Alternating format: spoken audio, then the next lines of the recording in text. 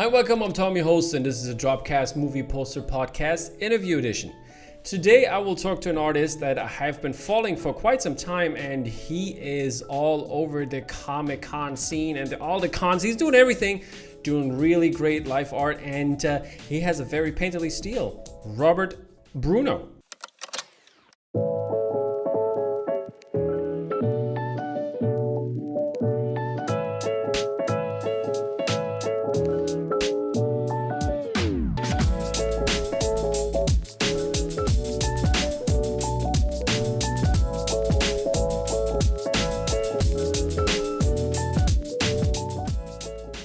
Welcome, Robert. How are you doing, buddy? I'm doing well. It is great to be here this Tuesday morning. My time. It's the afternoon here, so it's all good. It's only 6 hours, so it's fine, I guess. Glad that we can have you after you've done the Horror Hound in Cincinnati recently. So how was that being back in the Comic-Con or like con circle? Yeah, I mean, it's been my third show back since all the lockdowns. I think it's interesting. I think people are still kind of feeling it out, getting their bearings. Not as crazy as they were back in 2019, but I think it's good that we're kind of easing back into it. I don't even really have a break. Tomorrow morning, I head to Salt Lake City for FanX, and that should be the first big show. They usually get a really good turnout for that, and that's one of my favorite shows that I do every year. So that'll be the test, and then of course in I guess another 2 weeks after that we have New York Comic Con, and that should be very interesting. How is it for you as an artist? I mean, I see different artists not doing Comic Cons at all or any type of events like this, but what does it make it so special for you? I mean, I have always just liked going to the conventions in general, just as a way to connect very personably to, people that follow my work. I like networking in person, growing my audience, whether it be my newsletter, social media. I love seeing, people's genuine reactions when they, are flipping through either my, flip through books and they find something that really resonates with them. There's nothing like just catching somebody's eyes and their facial expression, when they get excited about something in person. So I really do love that. I love talking Marvel, Star Wars, comics, film. And I do like traveling. The Comic-Cons have literally afforded me to see the majority of this country. Many cities I might not have otherwise checked out. So I usually try to stay an extra day or two if it's a new city to kind of check out the lay of the land. I love eating. I love drinking. So restaurants, bars, historical type things, nature. It's just kind of a really nice addition to my, commercial work kind of studio setting here in Brooklyn. So I love it. You're in Williamsburg or where in Brooklyn? Just outside of Williamsburg, a smaller town called Clinton Hill. Oh, okay. I've been in 2019, like basically last time when you could go, so that was fun. And I went over to Bottleneck and hung out with those guys. So always good to see the art scene. That's basically, and also went to Hashimoto when they had when they had the Frank Lloyd Wright series, that just came out, and it was basically the Frank Lloyd Wright was my first actual show in terms of alternative posters or pop culture posters. So that was crazy to come. Since I'm in Germany, we don't have that often. It's more like the art scene is bigger, but not like this kind of pop culture scene. So it's really cool to actually go to a gallery opening and experience the whole thing. So that's really fun, and goes along the lines as you just mentioned with seeing the actual reactions and have artists there and talk to them. So that's pretty cool. By the way, did you catch the Amp Jam weekend? Did you have a chance to see that, or? I saw all the posting on Facebook and Instagram. I mean, it looked like an amazing show. I saw quite a few really impressive releases. No surprising with the artists involved. And it looked like it was a great success for everybody around. Yeah, so maybe next year you're gonna be on, huh? Maybe, yeah. I will talk to Gareth. Okay. Alrighty, let's get to our speed round. And All right. the speed round is always like 10 words or favorite things that I'm gonna ask you, and you just from the hip shooting it and giving us the first association that comes into your mind. Okay, I'll do my best. Alrighty, so here we start out with color. Palette. Okay, that's interesting. That's the first time anybody said that, so that's cool. Favorite Avenger? I've always been a Captain America guy, just a kid in Brooklyn. All right. What's your favorite sports team in the NFL? In the NFL, let's say NFL. NFL, the Philadelphia Eagles, which is surprising, being that I'm from New York. All right. Are you earning some scorn from people in your neighborhood? Pretty much everybody in New York, if they're watching. The Eagles are the New York Giants rival. So I started rooting for them when I was a little kid, probably 6th or 7th grade. And yeah, I liked their quarterback at the time. His name was Donovan McNabb. They were not very good for a while, or they were just good enough to make the playoffs, but they never got much further. Obviously, they finally won the Super Bowl 3 years ago. But a kind of a cool sub note with the Eagles, they were my first commercial client that I had. All right. So that was that'll always be very special. So we're probably going to talk about that piece in a little bit here, but let's do the other leagues as well. NFL. Sure. We have MLB. I'm sorry, MLB. New York Yankees. Okay, they at least you're a New Yorker. NHL. Not a huge hockey guy. I'll watch the playoffs. I like all the energy and the hype behind the new the Golden Knights in Vegas. Okay. I think they're a cool team. And then last but not least, obviously the NBA. I'll root for the Nets. I could literally walk to the Barclays Center from my apartment, so that's kind of cool. Okay. But how do you like the like last season, since having the super team?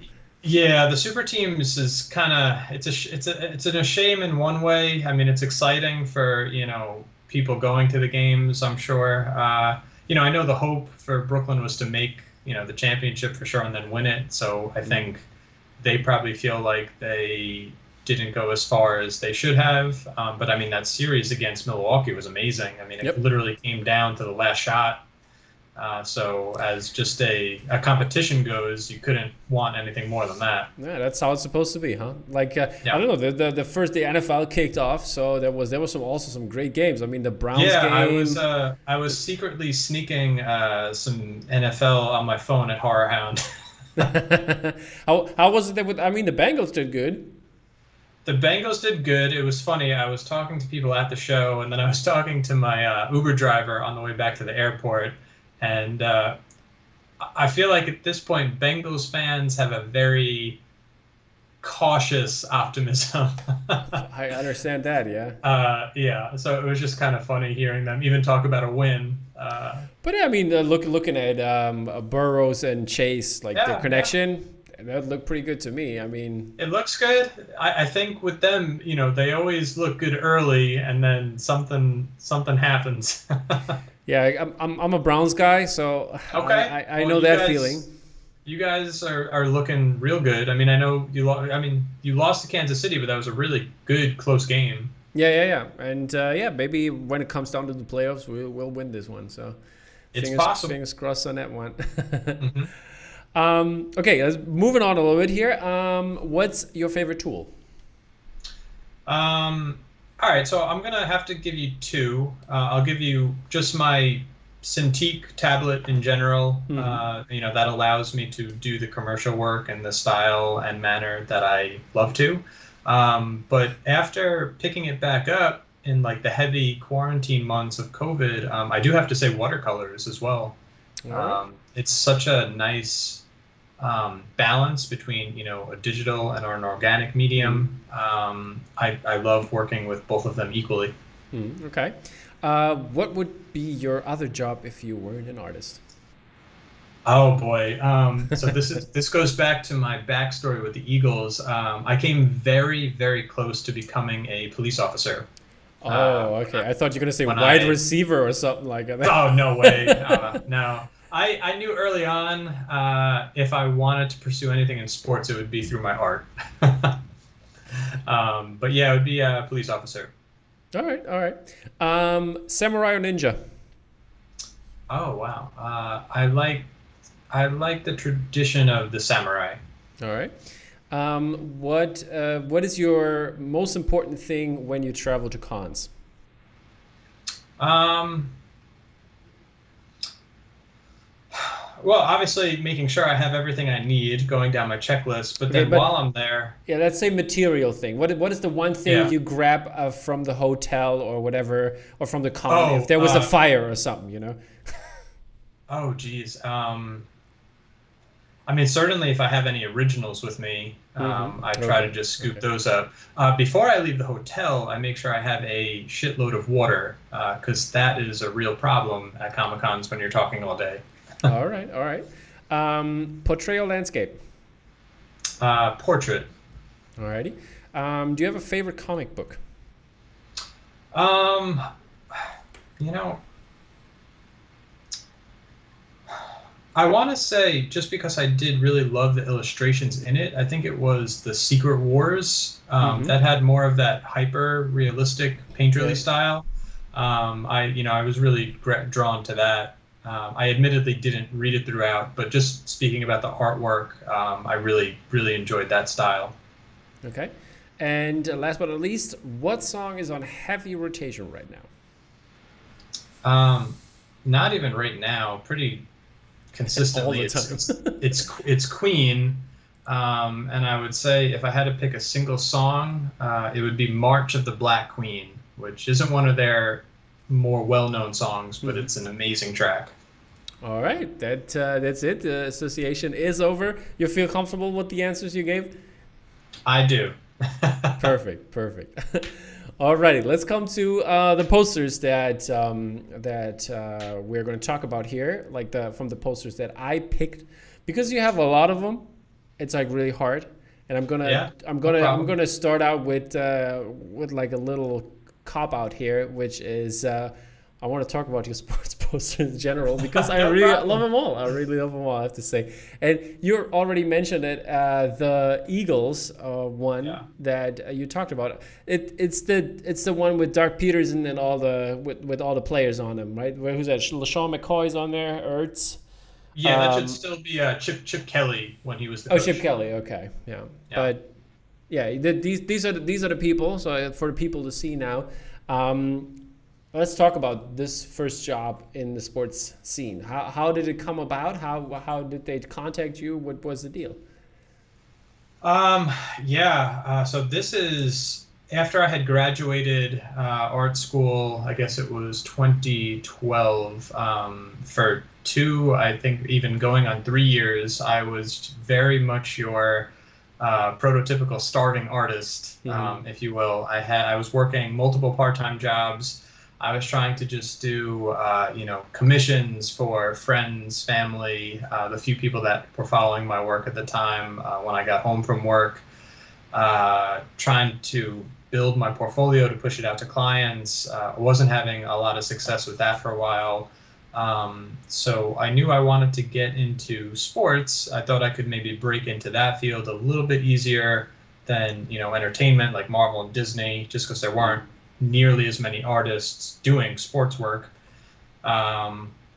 So I was utilizing LinkedIn to kind of just search every team and just pull a contact from, every team I could find, whether it be a graphic designer, marketing director, art director, creative director.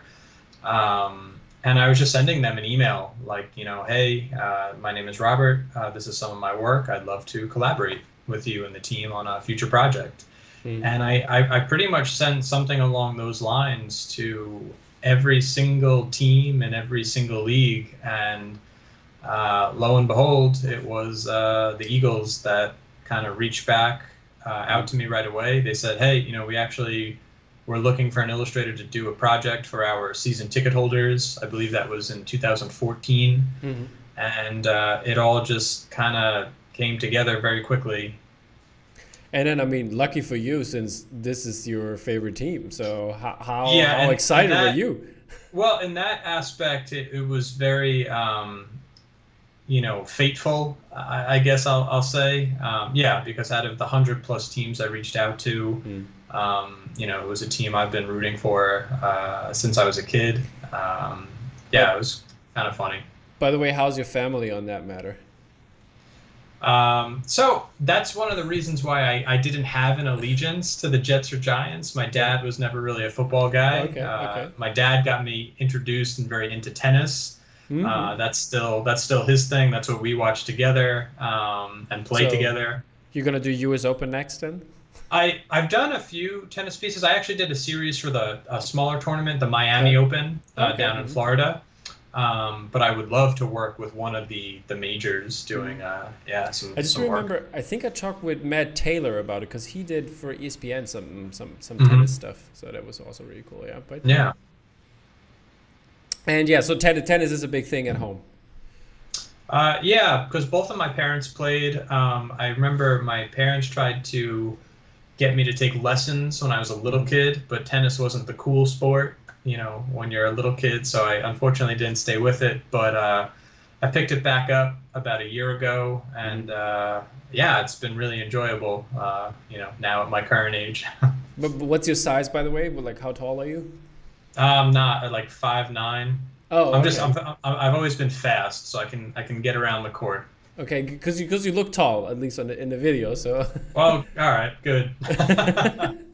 Because I'm like 6'2" or something, so a little bit bigger. But so this, because like the student of mine, he's a tennis, I don't know, maybe protege. He's like, I don't know, in his age group, he's like the 40th ranked 40th, wow.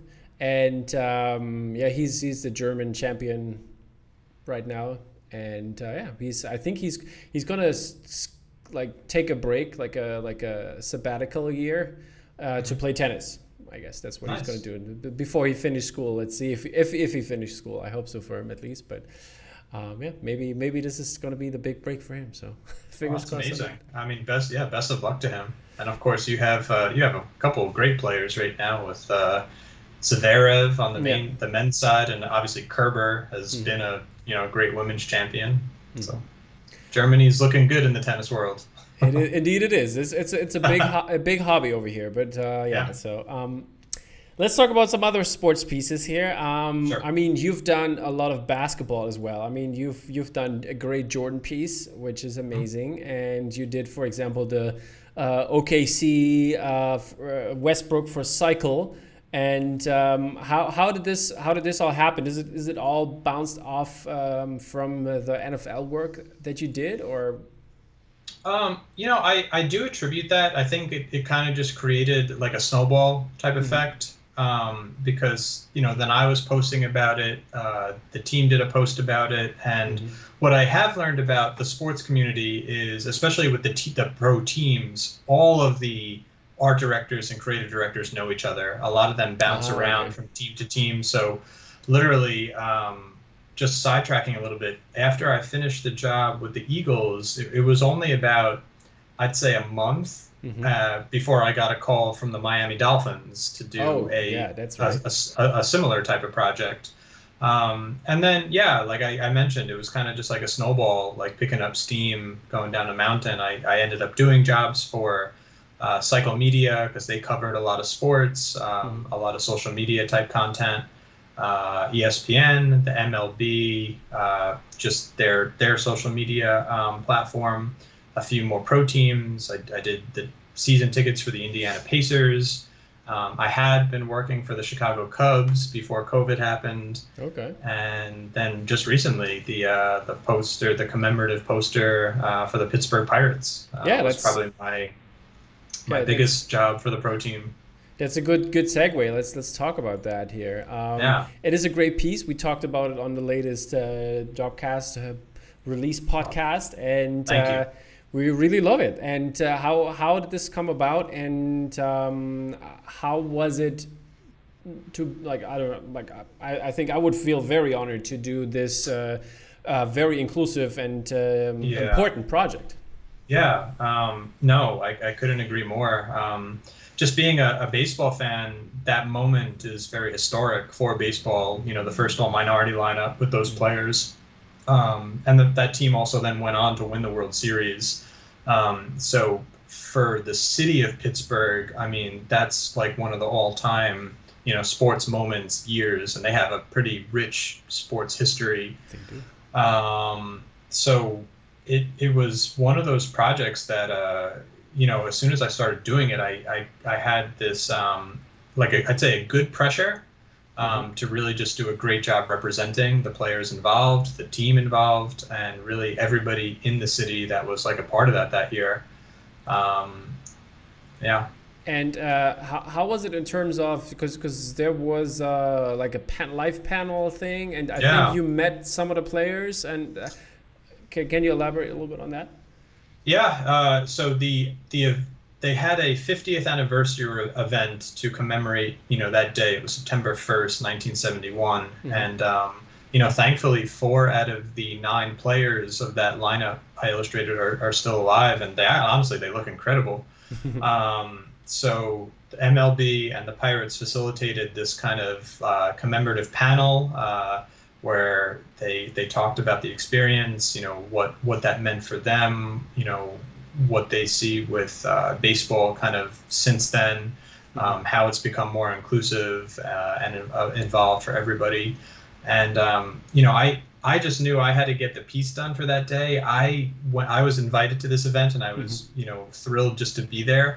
I had no idea that they were going to do like this whole reveal? grand reveal. Yeah. And again, like I mentioned, the reaction of just people I see at Comic-Cons.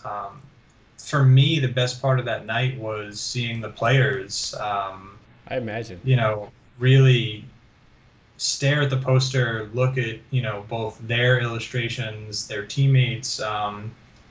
What I tried to do to kind of just represent the city with the stadium in the background, the colors, just positioning them in their position like it was a baseball diamond. Yeah, it was very special, very humbling. And, you know, the Pirates and the MLB really did put on an incredible event. I was very fortunate to be there. Awesome. And is there going to be like a print version, like APs? What's the deal with this kind of work that you do? Yeah, I know they were working on it. I believe that they made a run of about 100 just for like friends and family. I don't believe there are plans to sell it right now. So I know they made sure like all the players got one, their families got one. I know, you know, the one that was framed is now permanently in that Heinz Museum awesome. in Pittsburgh, which is just an incredible, you know, thought and now memory for me if I ever go back to the city, which I plan to. So as far as the prints, I believe that's how it was handled. It was kind of like, you know, how a studio does like a cast and crew type version. Okay, that's very cool. And yeah, I mean, would love to see, probably a lot of MLB people would love to see this as a poster. I mean, all the Topps, the Topps trading cards, or the Matt Taylor did, like I just saw his recent releases with Topps trading cards and like all the players, and like this, I think this goes kind of long, and and this would also work great as a card, like as a collector card. And yeah, I agree. Looking really awesome. Great job. Okay, moving on to the movie poster world. Sure. You did lately also a great commission for John Wick, which you had some APs on, and this was a private commission, right? And let's hear about what happened here. Was it you who said, hey, let's make a commission, or were you approached? What's the deal? No, you know, I guess I have an understanding of how these private commissions work on Facebook. I have run them through, you know, third-party commissioners in the past. I don't know. I guess I like communicating myself. I like being the one to share images, talk to the people involved. So I kind of like running them myself. Also, like I'd rather just pick films that I'm passionate about. I think it always influences the art in more of a positive when it goes like that. So I mean, I love the John Wick films. I love just the colors involved, like all those neon kind of lights and that aesthetic. So combined with the fact that I love painting people, it was kind of a nice marrying where I got to do some cool portraiture, represent kind of these, cool fluorescent kind of neon colors from the film, and just kind of come up with a cool composition for the movie. Okay. And as we talked about this one before, which is my favorite season of American Horror Story, your Asylum piece. So what's the deal with that? I mean, it's been a minute since this came out. So it has, yeah. That must have been 2015, 2016. Yeah. I did that. The early days. Yeah.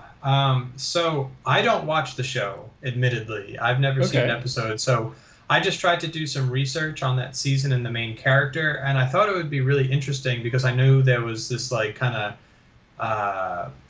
non-religious motif. Yeah. I thought it would be really cool to kind of represent that as if it was a stained glass window, from a church or something. And so that was kind of cool. I had to imagine it differently because I knew that like Pete's parts were going to be like fractured with the lines that would represent, the breaks of the glass. Yeah. So once I kind of got it mapped out, it was fun. I just had to do kind of some simple flat color blends, simplify her. I think that's Elizabeth Lang. Is that the actress? Yeah, Jessica Lang. Jessica Lang, yeah. Just simplify that style a little bit. Normally I would go a little bit more detailed and realistic. So yeah, best I can remember, that was the thought process behind that one. Okay. Thank you for giving us a little insight here on these pieces. And we are moving on to our kind of first question, which you touched upon because you said, when was it, 2012, when you finished art school. But which art school did you go to? And do you have any crazy college stories? So I went to Pratt Institute, which is still a couple blocks away from where I live and work. Yeah, is that also where Greg Ruth went to? Oh, I didn't even know that. I think he did. I think we talked about it in the podcast. He was also at Pratt, yeah. As far as crazy art stories, I don't know. It was more than anything, it was a culture shock for me. I was the athlete in high school that just happened to be good at drawing. Okay. So all my buddies were the star athletes. I was a pretty good runner in high school. So that's what we did, Long range or what yeah, I did the mile. I did the mile, the half, quarter, all that. But I was always very immersed just because of my friend group, just with sports. That's what we did on the weekends. We'd go play, we'd watch the games. So coming to a specialized institute like Pratt, it kind of got flipped where like sports were just not a thing, not really a priority by anybody. Everybody was going to museums and shows on the weekends where, on Sunday, I'm watching football all day. That's just what I'm going to do. Yeah. So, socially, it took me a little bit of time to adjust, but I ended up making some really great friends, and I got used to it. I did have really, really amazing relationships with a few of my professors, and at least two of them I still keep in touch with today. I usually go to at least one Yankee game with one of them, Professor LaPadula, Tom LaPadula, shout out. And I don't know, because I think I remember Greg Ruth like saying that it was for him. They were always like, "Yeah, no, don't do pop culture art, comic book art." Oh, 100%. How is this still the same way? Unfortunately, yes. How was it? Did you do something in that direction, and did you show that to your professors and like? Oh, absolutely. it was very disheartening for a little while, and thankfully, I have very thick skin, so I didn't. While it was frustrating at the time, I didn't take it to heart, and it didn't divert me from the vision I had for myself and my work and career. But I remember very clearly the way they structured one of the critiques, the end of the year critiques junior year, was you just pretty much make a slideshow of your work from all your classes, and you have to go into this like dark room where there's a panel of people. It's very intimidating for a college student, and you have literally like 2 minutes to talk about a semester worth of work. So it's just a terrible format. And then the professors are all in the back, critiquing and judging. You can't even see who's talking because it's dark. And at the time, I had started to, explore, sports illustrations. I think I had one Jordan piece already in there. I had a few Star Wars type. That was not the Jordan piece that I showed, right? No. And verbatim, one after another, I got, you shouldn't do any sports work. There's not a market for it for illustration. You shouldn't do Star Wars. You need to do your own, you need to create your own thing, and you need to do more editorial type stuff and whatnot. And I'm standing there and I'm just like, I disagree, respectfully. And I remember when I talked to then the teachers I mentioned, they were furious. In my mind now, 10 years later, looking back at it, I think, the role of a professor, certainly at a trade school and an art school like that, is to encourage. And of course, it's going to be subjective, but to tell somebody at that age and part of their life that they can't do something is such horseshit. Do you tag the professors in your post? I haven't shied away from being vocal about this, because I think about it where it didn't affect me, thankfully, because I knew what I wanted to do, and I'm very ambitious and persevering when it comes to that. But you know what?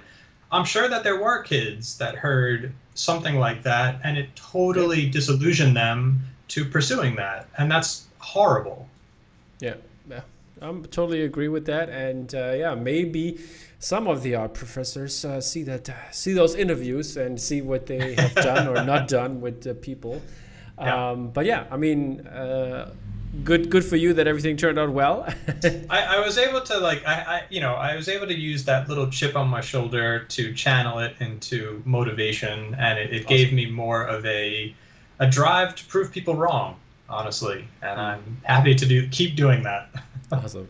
By the way, quick question before I forget that. I wanted to ask about the Kittle Visa commercial. Yeah. Oh, that was an awesome job. Yeah. Did you tell him how to draw or what to do, or what happened here?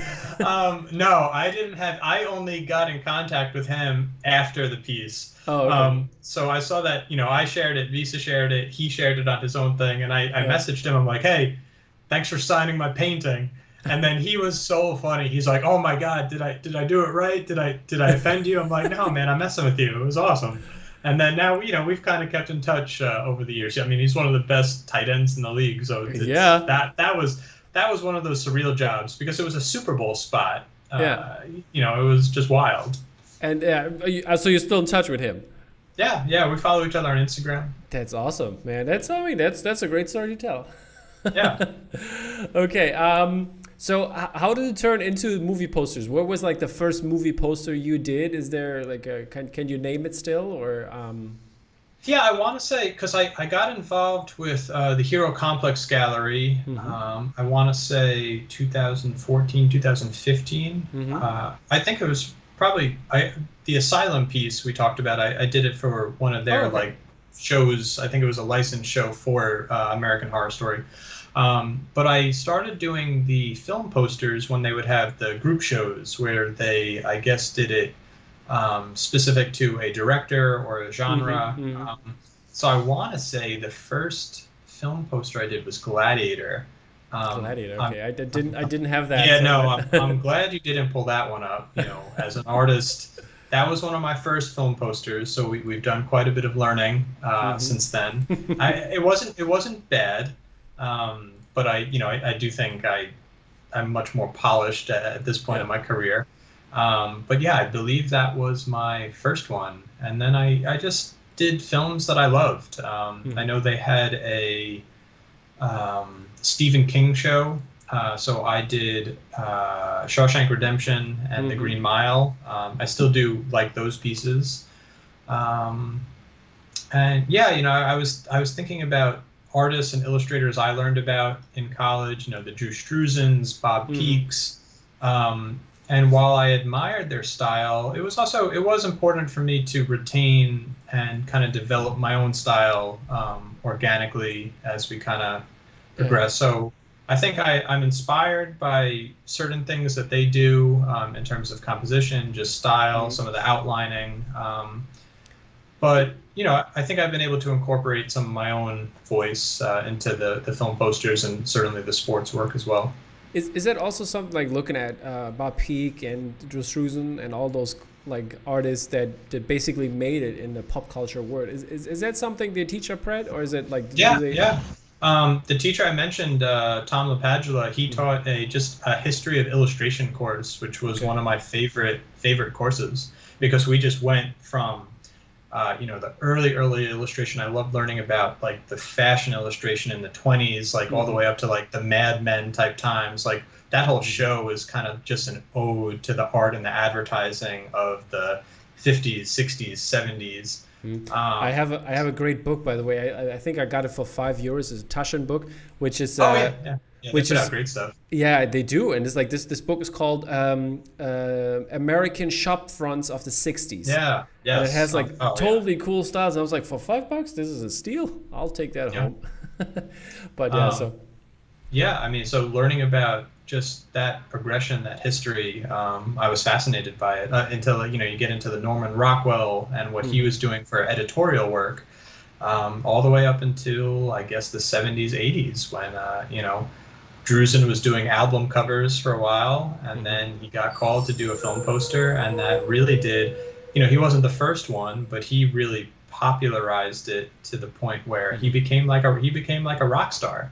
Yep. Indeed. And speaking of movies here, what was the last movie or TV show that you have seen? So I did get to see ShangChi. I saw that. And thoughts? Last Friday. Oh, I loved it. I thought it was one of Marvel's strongest origin tales. I thought the visuals were absolutely stunning. Yep. The choreography was incredible. And yeah, I think they're getting better at especially with the Disney Plus shows, they're getting better at retaining, the visuals, the action, but they're really getting good at these psychological, emotional kind of layers as well.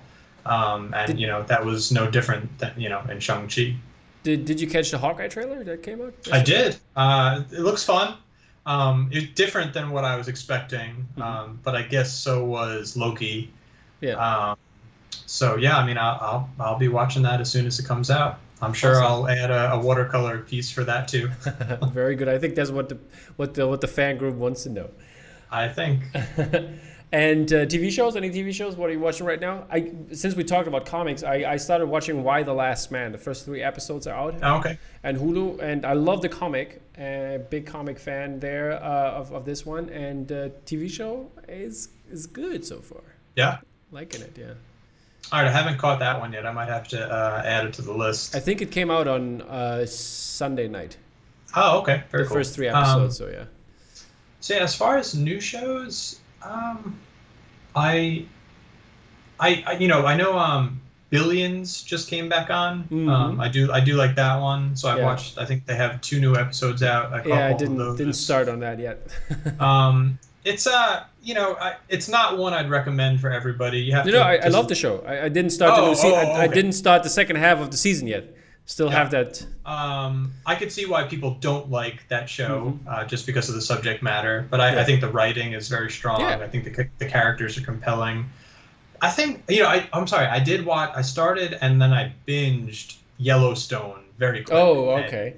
Yellowstone is unbelievable. Yep.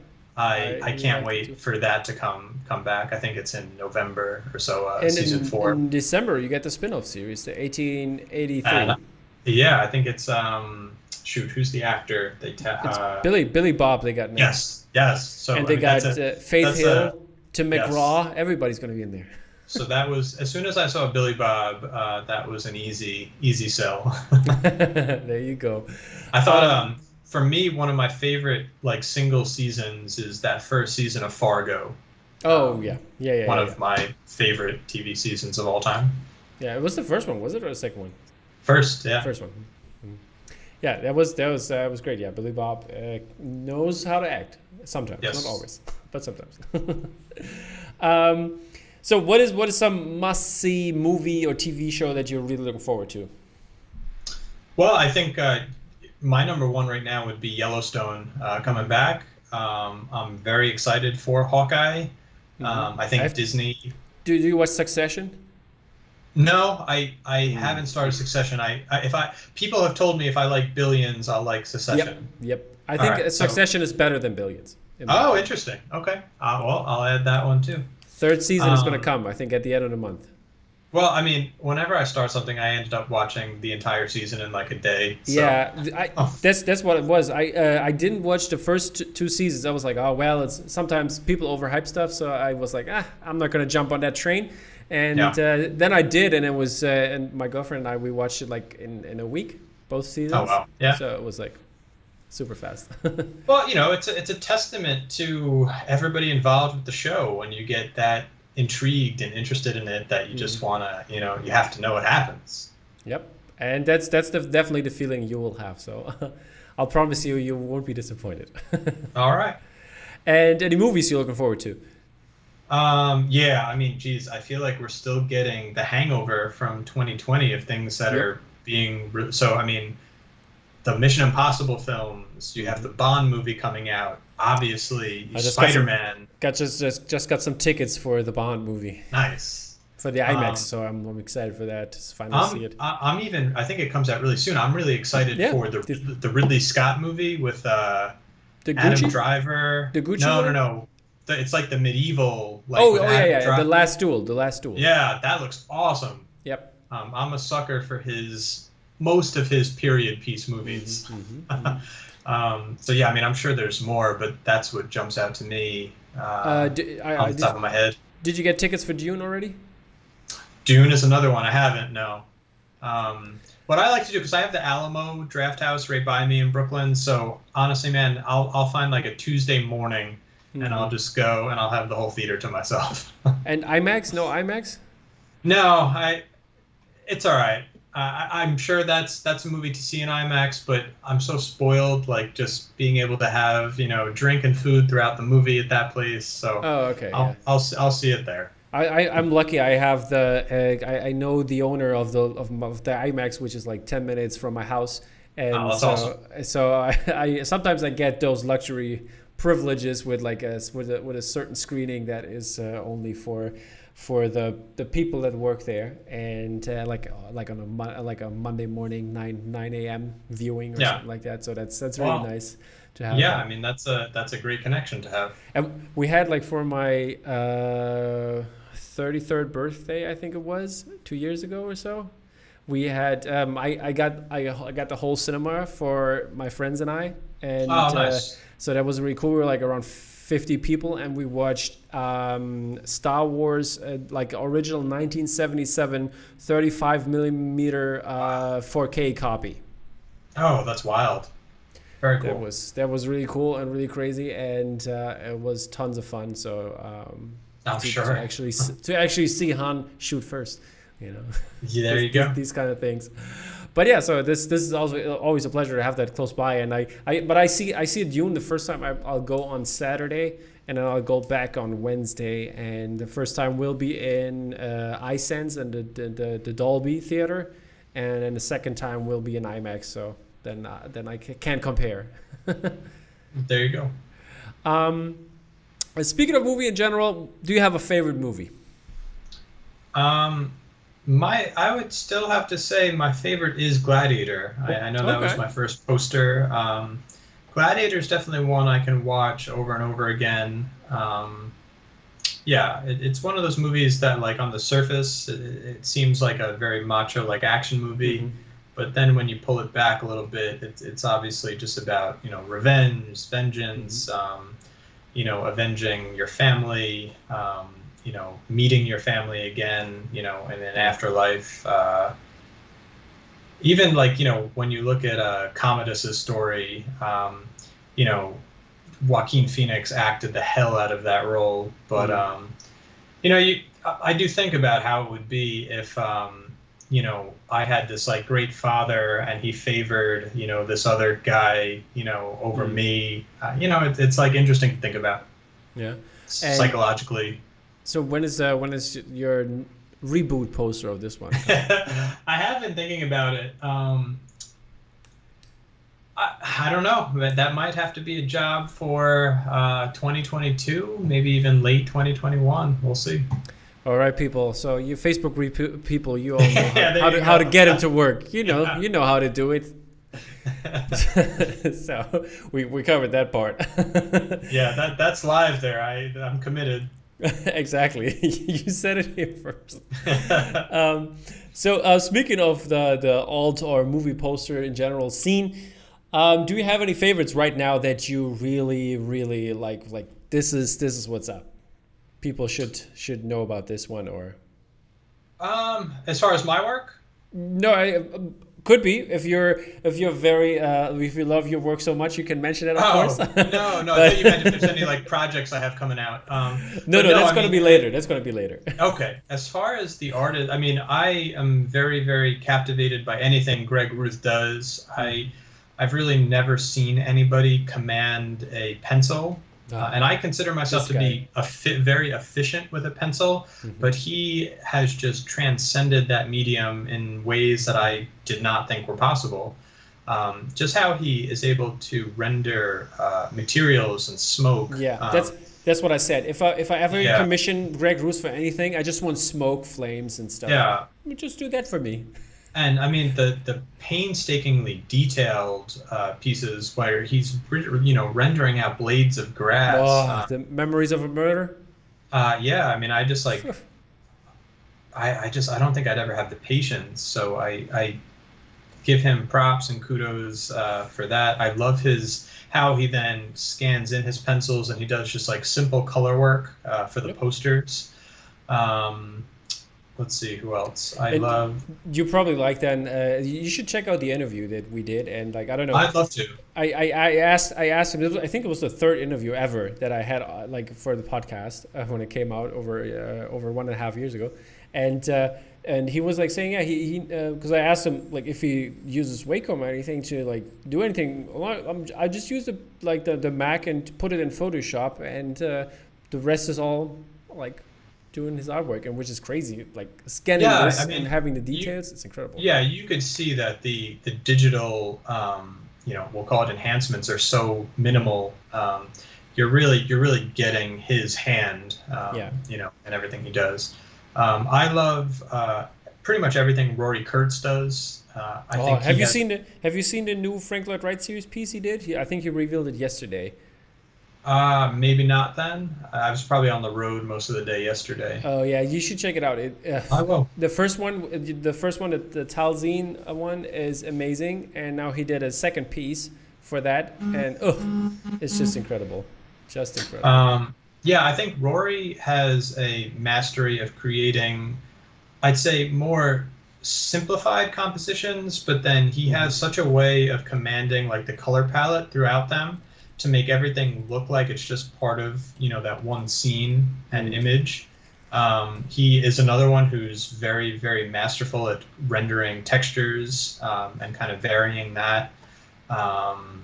Yeah, I'm always very drawn just by the drama even that he gets in his work. The lamp piece he did for A24 is also really amazing. Yeah. I love, you know, just as far as a more traditional painting, I mean, I think Jason Edmiston is one of the best. I love what he's able to do with painting. The Eye series is, you know, unbelievable. Yeah. So do you have a specific piece you really want to point out here? No, for those guys, I'm very drawn to everything and anything they do. I can't think of a favorite off the top of my head. Just from a technical and a stylistic standpoint, I think that's a good trio of like artists that are in the same field, have vastly different styles, but are all rocking it, you know? If you don't know, check out Kevin McGivern. I think you might like him. Oh, as no, well. I know Kevin. Yeah, me and him, he is almost just as good with pencil, and I love his, I've really enjoyed his soccer portraits for FIFA or one of the leagues. Premier League or something. Premier League or FIFA. I think, somewhere. Yeah. But yeah, exactly. So you know what I'm talking about. Yes. Great. So, do you have an opinion on galleries? Because most of your work is commercial work and private commissions, but galleries, other than Hero Complex, I don't remember if I've seen anything there, but do you have an opinion or don't you want to work with galleries? I mean, I'd love to. I feel like I've always been very open. I've tried reaching out to Bottleneck a few times. I think they have their, pretty set stable of artists that they like to use. And I mean, that's totally fair. It's always just been a bummer just because of how close I am, to the gallery. There would be opportunities for, signings and whatnot. But you know what? At this point, they're obviously doing well with what they're doing and how they're doing it. So, I try not to. If somebody wants to work with me, it's very easy to get in touch with me. So I try not to dwell on the opportunities that I haven't gotten, and I just focus on, what is out there, I mean, you're probably very busy anyway, so. Yeah, I mean, I try. It's nice. I try to keep myself busy. I usually have at least one commercial job going. Now that the shows are kind of happening again, I got to kind of layer that back into my schedule. Yeah. Okay. And do you collect your as well, or is it just... I have a handful. I'm not an avid collector. Most of the pieces I have in my flat file were either like trades or gifts. What's in there? I think I do have one of the Tyler Stouts. I want to say, oh geez, one of the Marvel films he did. Okay. There were a couple, yeah. Yeah. I'd have to pull it open. Was it a trade or did you grab this one? That was actually a gift. Okay, that's nice. From somebody that has followed my work. I have a few of Jason's smaller pieces, prints. I have a few of Gabs's pieces. Gabs is one of my good buddies. Yeah, man, I'd have to open it up. There's a handful of things in there. Okay. But yeah, I'd rather just like and support their work on social media, chat with them, and let the collectors and the patrons have their fair shot at the drops and purchasing the prints. Yeah. And is there a piece that you put up lately? It could be your own, obviously, but is there something that you recently put up? So I mean, commercial wise, the Pirates was the last poster I did. That was a long. Do you have project. it printed, by the way? I did a test print for them, and then I did just a handful of test prints, here myself. They then handled the printing for the actual event. I just needed to see how the colors looked, and because the physical file was very big, I just wanted to see it in actual size and just go around, make sure I didn't have to touch up any areas. What size is it, by the way? 24 by 36? No, it was bigger than that. I believe they print for. I think it was even bigger. Well, I don't know. For the event, I believe they printed it at 3 feet by 4 feet. Okay, that's not a G Clay print anymore, I take it. No. I examined that really well. They had that. They definitely used a G Clay printer because it was on like a like a textured, like cold pressed paper. And I mean, Oh, the okay. color, I just know from my printer, I mean, the colors were spot on. So the way they printed them for the friends and family, they were certainly G-Clay prints. They look beautiful. Okay, perfect. Yeah. So that's really interesting because like I don't know because sometimes they take it and they if they don't know about printing and it turns. Well, so they have a great creative team there. My Uh-huh. creative director I worked under, his name is John Wiley. He used to be with the Dolphins when I Mm. did the job for the Dolphins. He's very, very knowledgeable just with photography, printing, digital content. So I know he made sure it was printed and outsourced the right way. Perfect. That's always very important. If It people is, know yeah. where to ask, or at least acknowledge the fact that some stuff needs to be on spot on. So did you hang that up your own version, or is that? Not yet. Actually, one of my friends at the Horror Hound show I was Mm. just at, his name is Scott Dixon. He Mm. owns a framing shop in Cincinnati. Oh, Or okay. not, sorry, not Cincinnati. They're from Indianapolis, sort Oh, of okay. right outside. Um, I'll I'll probably send him one to frame up, and then I will display that proudly. Okay, perfect. And you want to shout out his framing shop? Yeah, I believe I just want to get it right. Uh, let me pull it up on Instagram. Because yeah, I'm gonna, or you can tell me later. I will definitely tag him then. So I should have it right here. Yeah, it's a Hand and Co. framing, and and they are in. and co. Is it They one are word? Is it the like handle as a well? hand and symbol Okay. Co. All right. I think their Instagram handle is just hand framing, Okay. and they're based out of Indiana. Alrighty, then I will definitely tag him so he knows we talked about him. Oh, wonderful. Um, I mean, we can see a little bit of your apartment there in the background. It has lots of art up, and does the whole house look like this, or is it just the office, or? This is my studio. So behind me, I have a lot of my Marvel portraiture, and most of them are, or sorry, all of them are signed by the actors and actresses Mm-hmm. from meeting them at Comic Cons and stuff. Mm-hmm. So that's a cool collection. I do have some music stuff on the left and right of me. I have Freddie Mercury to my left. I have Elton John to my right. Yeah, So it's I think you posted this. I have Elton John up for the people to see because they can see mm. that.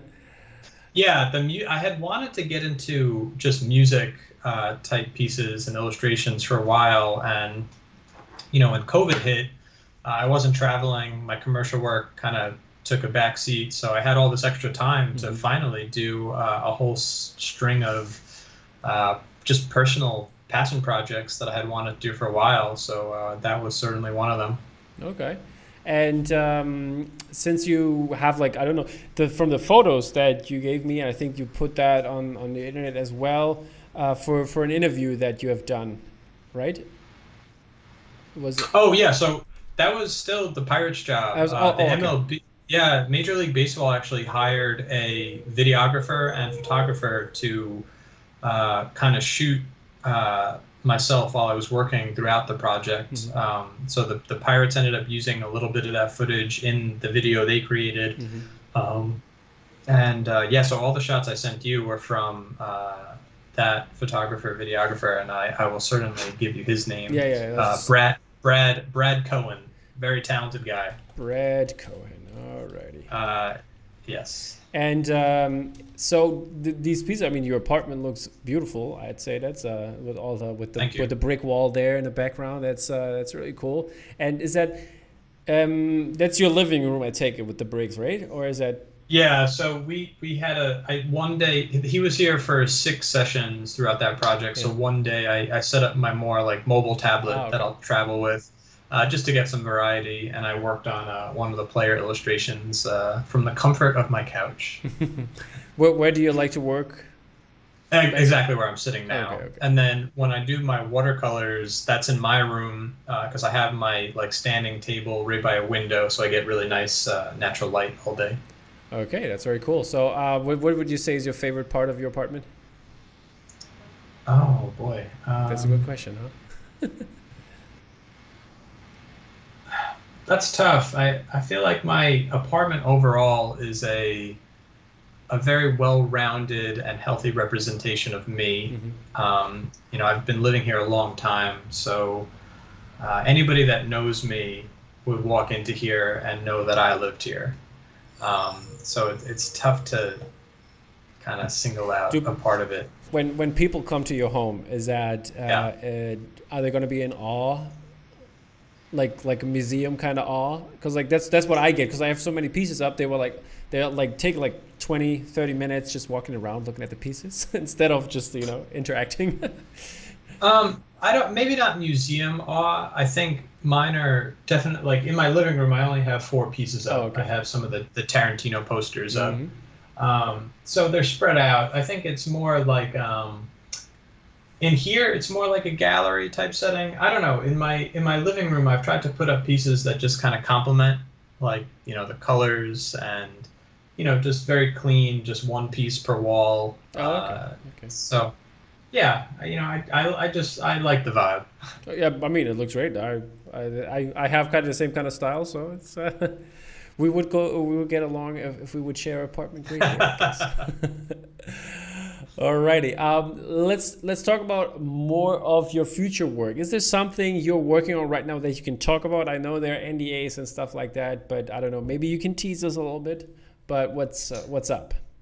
I mean, I do have pieces in play for other sports teams. I think when the Pirates job was released, that set a lot of things in motion, which was amazing. Um, Not too much like officially planned as far as entertainment goes. Hmm. I feel like I've made a concerted effort to focus a little bit more on the sports side of things. I've had the pleasure of working for Disney, Marvel, Fox, Fandango, some of the bigger studios. I don't know. So it was like kind of nice working with those people. I found the approval processes and just some of the obstacles with the commercial brands has been a little bit more tedious than like all the sports work I do. Hmm. So at times it's a little frustrating, and I'm sure a lot of other artists would attest to this.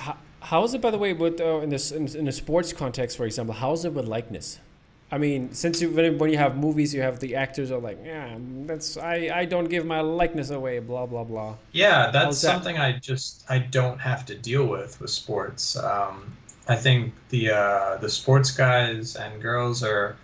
Um, I don't know. It's like a different mindset. Like when I've been able to interact with like an athlete I've depicted, the reaction always is always just gracious that they've been represented in like a painting. Hmm. Um, yeah, I've never had any kickback But or are there likeness rights? Do they have to sign it off, or is it I like don't via if the they're on NBA a or team whatever? if they're on a team or a league, I don't believe so, Okay. because technically they're under contract from Okay, I either figured. a Yeah. team or an organization.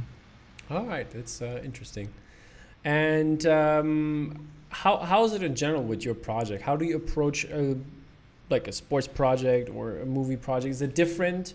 If so, can you explain the Um, differences? yeah, maybe some slight differences. I mean, I feel like the first thing I do is I do research. I'll make some notes. Hmm. If it's a film poster, I'll start thinking about, in addition to representing the actors and the actresses, just what I want to include in terms of organic elements, buildings, cars, Hmm. scenery, even like key moments from the movie, key themes of the movie, just so I have like a whole sheet, like kind of like a cheat sheet to kind of come back to and explore. Um, then, I mean, for both sports and like entertainment posters, it's really just gathering a lot of reference, finding angles that I can work, that creates kind of a pleasing composition and represents the characters in a accurate and intriguing way. Um, Whenever I'm hired to do either a film poster or something like that for the Pirates or the Eagles, I'm typically given like a whole asset folder where I Hmm. can kind of pick and choose from photography, and maybe I have to change some like simple lighting, but for the most part, I'm usually well off in terms of all the reference assets that I need. And then it gets into just sketching, moving photos around, trying to compose a composition. If it's a single portrait or character like I often do, it's really about the lighting, getting the mood and the drama, choosing a color in the background that will complement, the face, and making it aesthetically pleasing for the viewer. And then it's really just, approaching it like I learned how to use traditional paints digitally. Starting with a base painting, usually a more monotone layer, and then slowly building it up, adding lights, adding darks, highlight, shadows, adding textural elements to really get that kind of traditional type feel, and then just detailing. Do you have like digitally? Do you use a certain brush or? I have a folder of brushes. A lot of them came from the ones Kyle Webster has on Adobe. I've modified quite a few just to my own personal liking. It's funny. I think I would venture a guess to say that most digital artists have hundreds of brushes, and then I would venture another guess to say that they use less than 10 of them. Which is certainly my case. Yeah, I think that's a lot of like, when I always like when you read it on live streams or whatever, and people ask what brushes do you use, always Kyle comes up. So and they're all like, yeah. Well, it's interesting because I still get emails with people asking about brushes, and I've certainly done it the same. Sometimes I'll see even something that Kevin does, or something that another digital artist does, that like I'm seeing a texture that I haven't been able to achieve, or I don't know how to get it so like thick and like three-dimensional looking. Like I'll ask all the time. I'm curious, but the base of it is unless you have that foundation and a traditional understanding for how color works, how layering, blending colors works, you can use any brush you want. It's not going to solve. It's not going to create the art for you. Right. Because like even some of my favorite concept guys from Marvel, like Andy Park and Ryan Meendering, they're using the circle brush. So if they can achieve that layer of detail and stylization using the circle brush, I mean that's pretty telling right there. Yep. And how do you like your prints to come out? Is there like you have a certain paper or color you go to, or? So I'm very proud, and I love doing all my printing myself in my studio. I typically go for the Epson hot press. It has a nice thickness to it, but it has a very smooth finish.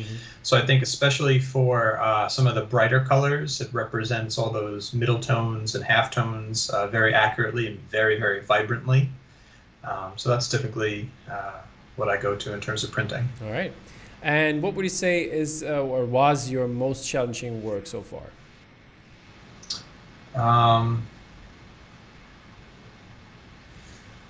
So I think in terms of, like I mentioned earlier, just a pressure from the scope of the project and the significance of it, I will say the Pirates. Just because I just wanted to do the best possible job I could, just representing that moment and representing that team. So that's one of them. In terms of a logistics standpoint, I did the key artwork for the Army-Navy football game 2 years ago, and that I had to design so it would be printed on a 40-foot wide shipping container. They printed it on one of those adhesive papers and just kind of, adhered it to the entire container. So, I pretty much had to imagine this, working on my screen, which is maybe, 20 inches wide. In terms of just scaling, it was like, just a fraction of how big. So it definitely stressed out, even though I have pretty good memory on my system here. Definitely pushed the limits there, because I think when I sent that, I had to tile it, but even the tiles that I sent to my client were 5-6 gigabytes each. Wow. Just massive files. And then they had to, I couldn't flatten anything because they had to, utilize it for other orientations like bus ads and billboards, even like posters they had at the event. So it had to work in this super elongated landscape, but it also had to work some way in like a portraiture style. So I had to keep then moving all these massive layers, and even just trying to drag something took me like 10 minutes. So I thought that job came together really well. That was I got to attend the game with a bunch of my buddies, and one of my best friends, Mark, is a former Army, so that was really special to just experience that with him and the rest of the fellas.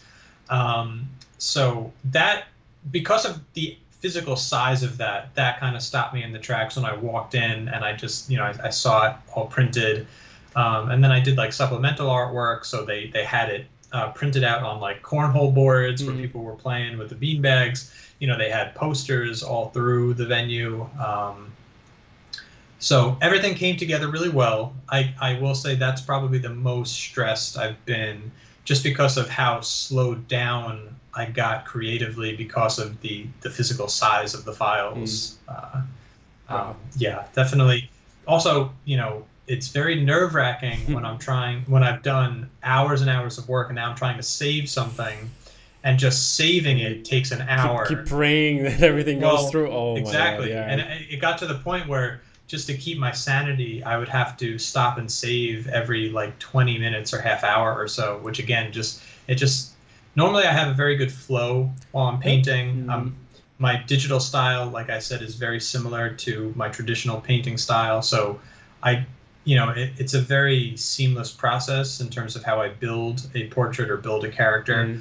This was a very inorganic way of working because I had to keep stopping myself and saving, or At least you took a break.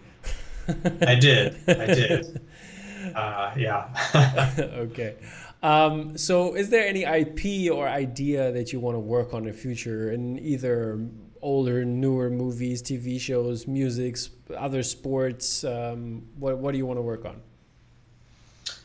I'd like to do some more editorial type work, especially now that I've gotten into music type portraiture and illustration.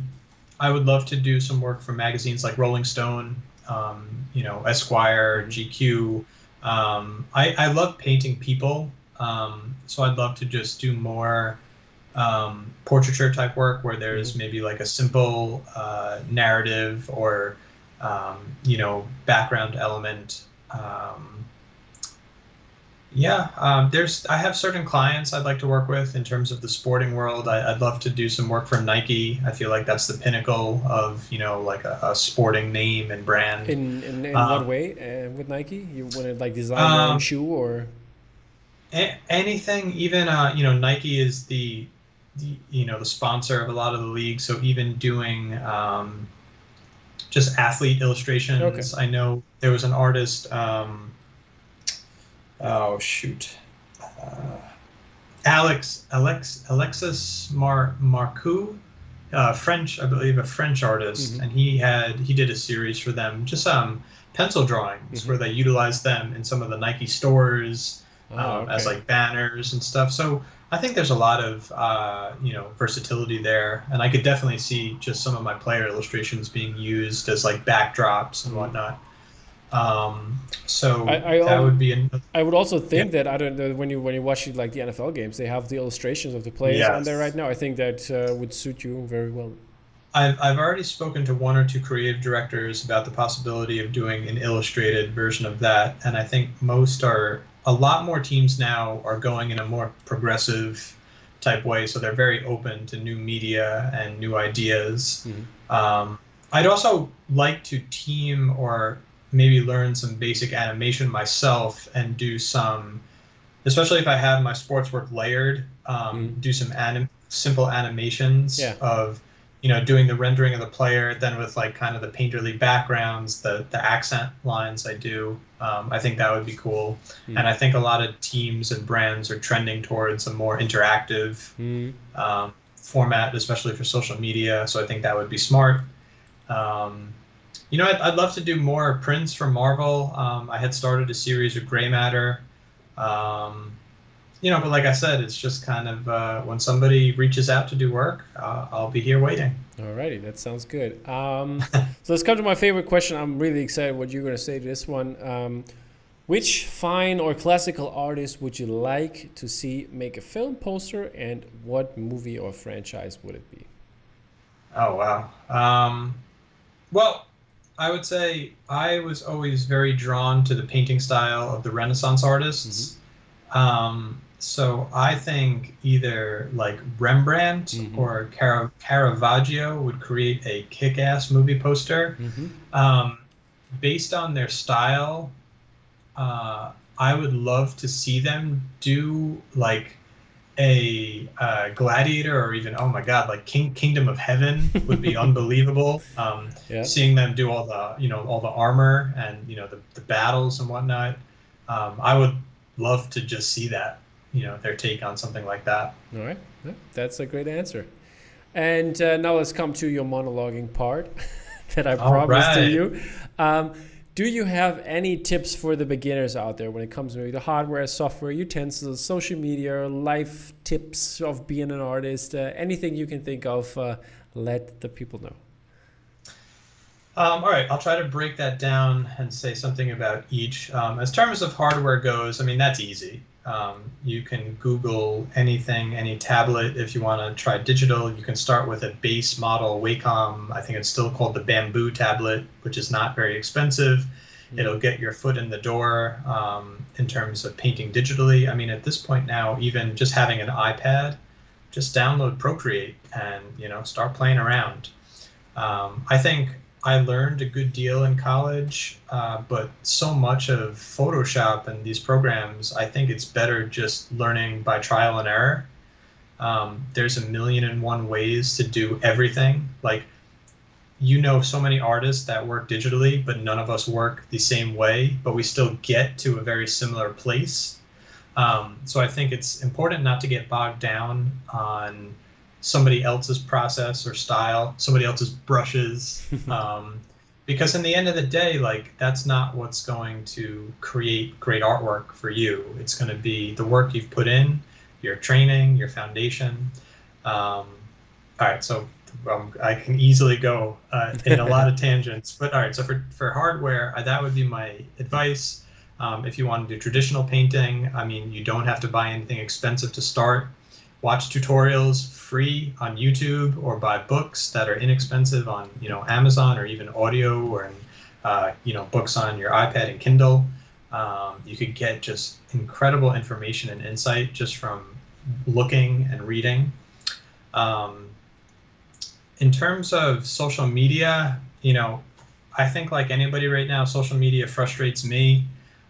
The algorithms on Facebook and Instagram are ever changing, and it's not very favorable for independent artists and freelancers like myself. I think it definitely caters to the much larger corporations that are shelling out a lot of money for advertising. So best I can say is just stay true to yourself, post all your work, use smart and thoughtful hashtags to try to get your work into the circles you want it to get into.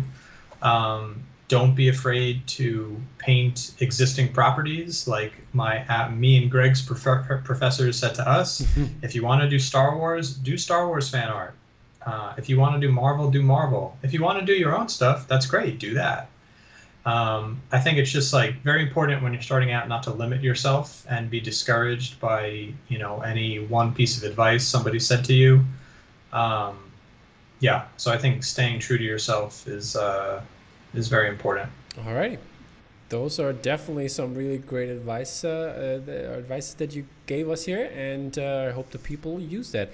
There will also be like I will do the advices for like all the interviews. I collect them, and there will be like an advice section in the future. So still working on that, getting a couple more in, and then releasing the first batch, so people can pay attention to that. And I think that's different perspective, different views from female artists, diverse artists, and all types of artists that have different perspective. I think that helps out. I think if I could add one thing, sure. I do, just even from a conversation I had at the Horror Hound with a young artist, I do think communication is very important. One thing I found from talking to younger artists, and I frequently get asked to come to Pratt and talk to some of the classes there. I think admittedly a lot of artists tend to be more introverted in nature, and I totally respect that. I am myself to an extent, but it is important to get used to communicating and talking to clients, getting comfortable talking about things like money and what to charge, what you're worth, because you're going to be asked these things if you want to pursue a career in art. And the more prepared you are and the more comfortable you are with talking about these things will just make it easier for you when the time comes. A company and a client is never looking to pay you more money. So Sad. unless you ask and kind of are fair with yourself, you're going to be kind of lowballed a lot of the time.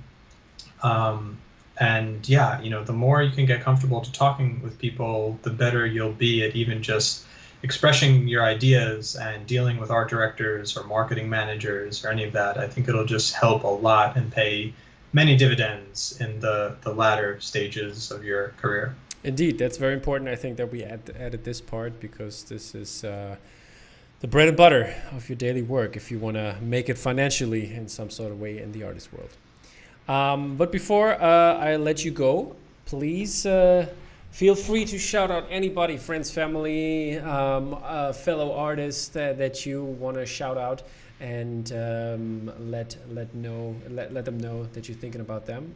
This is your stage. There's no music, so you're not going to be dragged off. You can go as long as you want to.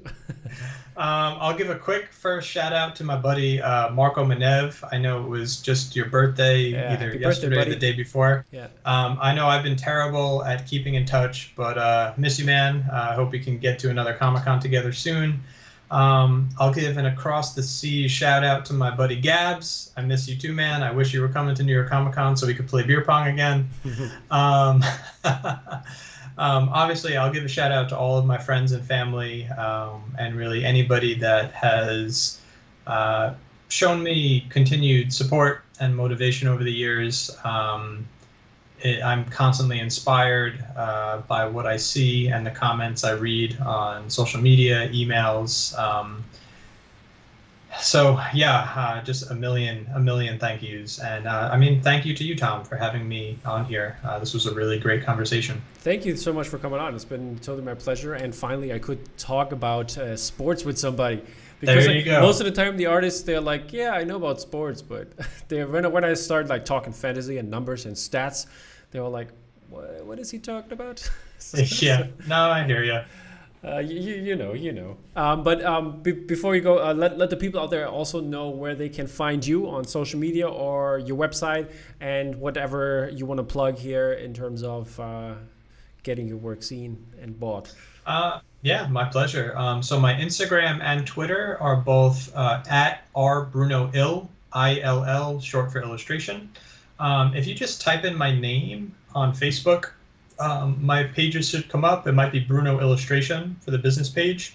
And then I also have a private art group on Facebook where I do typically release, prints a little earlier. I give more works in process. That is just the art of Robert Bruno. It's a very fun group. Like I said, a lot of the people I just shouted out are in there. It's a great group of folks. Yep. I am in the process of creating a Patreon for myself, where I'd like to give an even deeper insight into video processes, images, maybe even do some exclusive pieces for those people. So I'd like to get that up and running, I'd say by the end of October. So I'll certainly be making announcements there. Yeah, feel free to ask, by the way, if you need help in terms of video. Oh, actually, I certainly will. My regular website is just brunodi.com. And on there, you'll find a link to my shop. If you want to get on my mailing list, I always send that out whenever I release a new print. I give info on shows I'll be attending and, anything I have in the works. So I think that's pretty much it. That's pretty much it. Okay, thank you so much, Robert, for coming on and talking about your work and your personal life as well, which has been really interesting. And we will definitely keep your work in the release section of our podcast, and maybe have you on for a breakdown of a brand new piece in the future. And Sure. and maybe collaborating on other works as well. So thank you so much again. And That sounds great. we'll talk soon. Take care. All right. Take it easy.